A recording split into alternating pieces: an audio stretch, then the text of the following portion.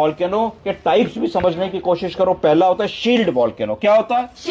Shield volcano का मतलब होता है कि ये स्लोपिंग डोम लाइक होता है। जैसे हवाई यूनाइटेड स्टेट्स में एक आइलैंड है जहां सबसे ज्यादा वॉल्केनो फटते हैं।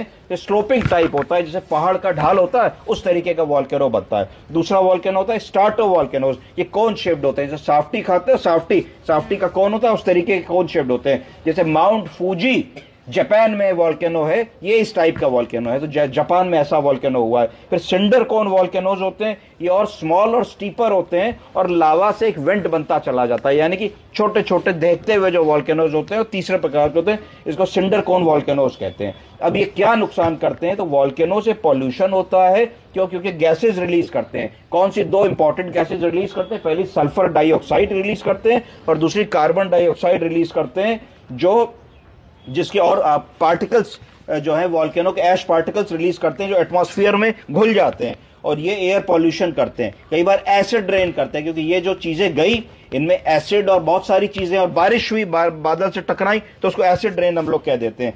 वॉल्केनिक स्मॉग कहते हैं कि अंधेरा हो गया, धुंध हो गया, जैसे दिल्ली में आपने देखा होगा यहां से वहां तक दिख नहीं रहा है, तो उसको वॉल्केनिक स्मॉग कह देते हैं, जो हार्मफुल है किन लोगों के लिए? जिनको सांस की बीमारी है या जिनको कार्डियोवैस्कुलर बीमारी है। वल्नरेबल लोग कौन से होंगे?